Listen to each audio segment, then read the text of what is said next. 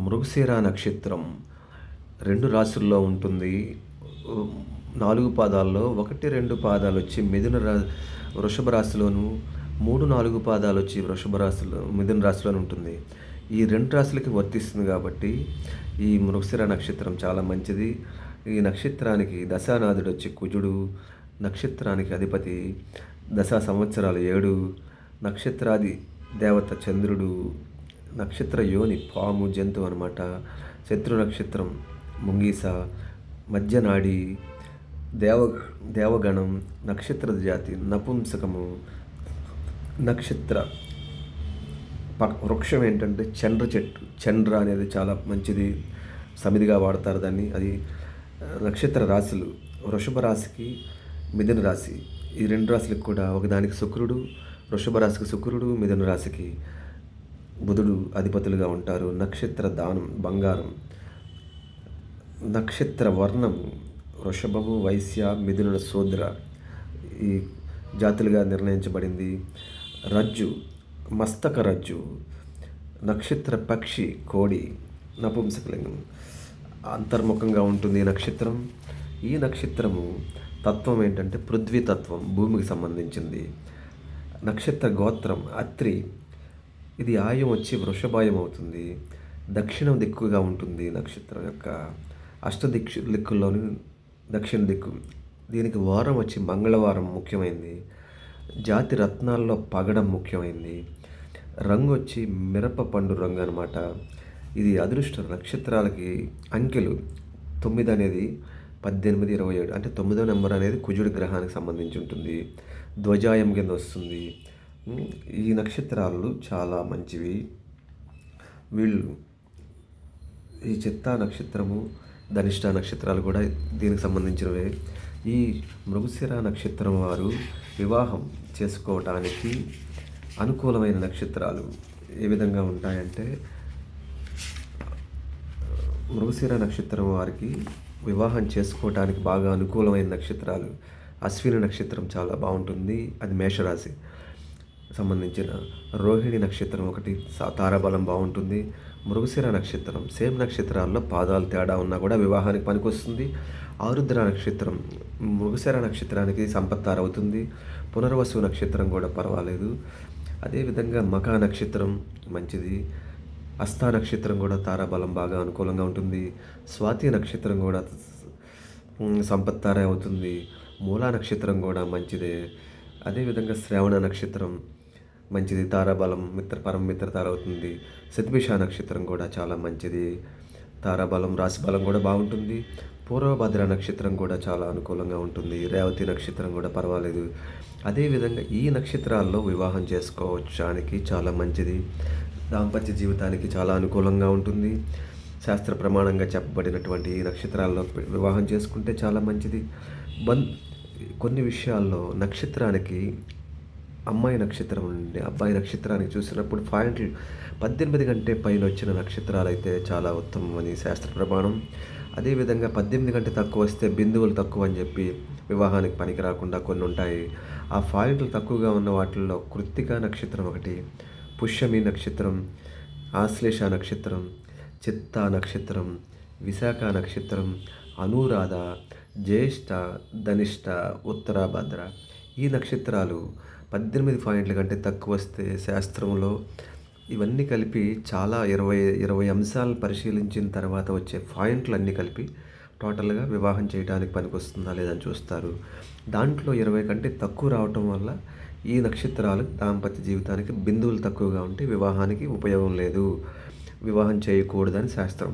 అది కృత్తిక, పుష్యమి, ఆశ్లేష, చిత్త, విశాఖ, అనురాధ, జ్యేష్ఠ, ధనిష్ట నక్షత్రాలు, ఉత్తరభద్ర నక్షత్రం ఈ నక్షత్రాలను చేయకుండా ఉండటం చాలా మంచిది అని. అసలు చేయకుండా పూర్తిగా వ్యతిరేకంగా ఉండే నక్షత్రాలు ఒక 3 ఉంటాయి ప్రతి నక్షత్రానికి. అది ఈ మృగశిర నక్షత్రానికి భరణి నక్షత్రం అసలు వివాహం చేయకూడదు, పుబ్బ నక్షత్రం అసలు చేయకూడదు, పూర్వాషాఢ అంటే భరణి, పుబ్బ, పూర్వాషాఢ ఈ 3 నక్షత్రాలు కూడా వివాహానికి వదిలేయాలన్నమాట, చేయకూడదు. సంబంధాలు వచ్చినా ఎంతటి వాళ్ళైనా సరే ఎంత పొరపాటు చేస్తే చాలా ప్రమాదం. నైదున తార అని తారాబలంగా నైదున తార అంటే మరణము అని. అంటే ఇటువంటి సంబంధాన్ని చేయకూడదు ఎట్టి పరిస్థితిలో. మిగతా వాటిల్లో ఏదన్నా చూసి గ్రహమైత్రులు, గ్రహాలు అని అనుకూలంగా ఉంటే అది చేయటం అనేది సబబు. ఈ 3 నక్షత్రాలు తారాబలంలో నైదన దారొస్తే అసలు వివాహం పనికిరాదు. అదే ఇప్పుడు అనుకూలమైన నక్షత్రాలు.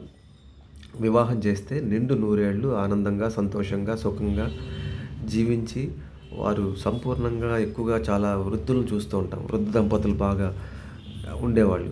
వాళ్ళకి ఏ విధంగా ఉంటుందంటే వాళ్ళు అశ్విని నక్షత్రం, మృగశిర నక్షత్రంలో పుట్టిన అమ్మాయికి అశ్విని నక్షత్రం కానీ, రోహిణి నక్షత్రం కానీ, మృగశిర నక్షత్రం సేమ్ నక్షత్రం అయినా పర్వాలేదు, ఆరుద్ర నక్షత్రం, పునర్వసు, మక, హస్త, స్వాతి, మూల, శ్రవణం, శతభిషం, పూర్వభద్ర, రేవతి ఈ నక్షత్రాల్లో చేసుకోవటం వల్ల ఏమవుతుందంటే వారికి నిండు నూరేళ్లుగా చాలా చాలా మంచి జీవితం, ఆనందకరంగా సంతోషంగా ఉండి చాలా వృద్ధులు మునిమనవలు కూడా చూస్తారు కదా, మనవలు మునిమనవలు అలాంటి వాళ్ళు చూడగలిగేటువంటి ఇటువంటివన్నీ సంబంధాలని బాగా జాతకాలు ఫస్ట్ నక్షత్రాలు కుదరాలి, తర్వాత జాతకాలు కూడా కుదరాలి.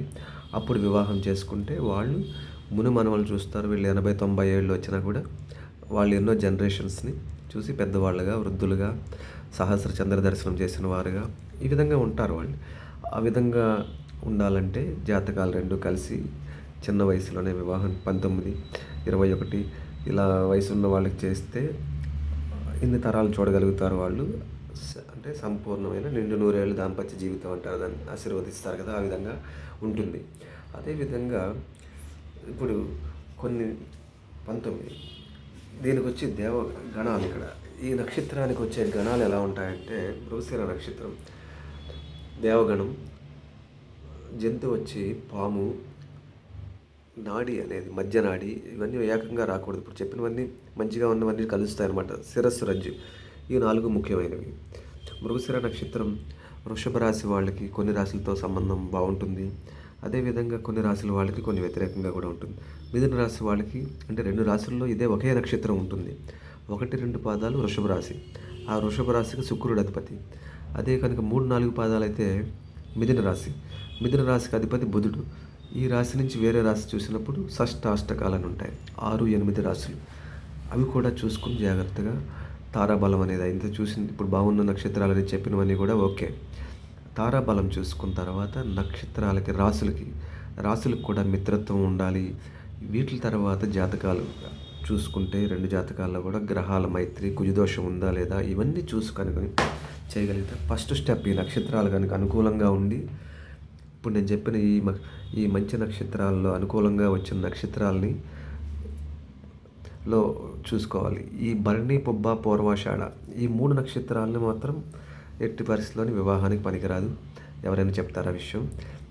తర్వాత జాతకంలో 2 దాంట్లో కుజదోషాలు ఉన్నాయా లేవా, గ్రహాలు ఎలా ఉన్నాయి, ఇద్దరికి మ్యాచ్ అయ్యింది, ఇవన్నీ చూసి చేస్తే దాంపత్య జీవితం నిండు నూరేళ్ళు అయ్యి ఎన్నో తరాలు చూసి వాళ్ళు 80-90 ఏళ్ళు వచ్చినా కూడా మునిమనవల్ని వంశాంత చూస్తారు. ఎందుకంటే అందుకే జాతకాలు ఇవన్నీ చూడటం జరుగుతూ ఉంటుంది. జాతకాలు బాగా చూస్తే వాళ్ళకి చిన్న చిన్న సమస్యలు సహజంగా రావటం ఉంటుంది. అవన్నిటిని కూడా ఓవర్కమ్ చేసి జీవితం ఆనందంగా వాళ్ళ దంపతులను చూస్తే మిగతా వాళ్ళ సంసారాలు కూడా, కుటుంబాలు కూడా దాంపత్య జీవితం బాగుంటుందని ఎన్నో ఇప్పుడు పూర్వతరాలన్నీ చూస్తున్న వాళ్ళందరూ అలా ఉన్నారు కాబట్టి తెలుస్తుంది మనకి. అందుకోసమే వీళ్ళకి మృగశిర నక్షత్రం వాళ్ళు కంపల్సరీగా చూసుకోవాల్సింది అశ్విని, రోహిణి, మృగశిర, ఆరుద్ర, పునర్వసు, మక, హస్త, స్వాతి, మూల, శ్రవణం, శతభిషం, పూర్వభద్ర, ఉత్తరభద్ర, రేవతి ఈ నక్షత్రాల వాళ్ళు చేసుకోవటం చాలా ఉత్తమము. ఇవి చేసుకోవాలి, చాలా మంచిదన్నమాట. అదే కనుక పాయింట్లు తక్కువగా ఉన్నాయి, పాయింట్లు తక్కువగా 18 కంటే తక్కువ వచ్చిన వాళ్ళు కొంతమంది ఉన్నా కూడా జాతకంలో బాగుంటే అడ్జస్ట్ చేసుకోవచ్చు. అది ఎటువంటివంటే కృత్తిక, పుష్యమి, ఆశ్లేష, చిత్త, విశాఖ, అనురాధ, జ్యేష్ఠ, ధనిష్ట, ఉత్తరభద్ర ఈ నక్షత్రాలు పాయింట్లు తక్కువ ఉంటాయి. వాళ్ళు కొంచెం జాగ్రత్తగా జాతకాల్లో అడ్జస్ట్ అయితే పాయింట్ల విషయం ఎలా ఉన్నా కూడా గ్రహమైత్రి లగ్నాలు బాగా కలిస్తే కూడా మంచి అనుభవం ఉన్న జ్యోతిష్కులు చూసి చెప్పగలిగితే అది కూడా కుదురుతుంది. ఈ విధంగా చూసి చేసుకుంటే నిండు నూరేళ్ళ జీవితం, దాంపత్య జీవితం బాగుంటుంది. మనం ఎన్నో తరాలు చూస్తున్న పూర్వం చేసుకున్న వాళ్ళందరినీ చూస్తున్నాం కదా, వృద్ధుల్ని. వాళ్ళు శుభం భవతు.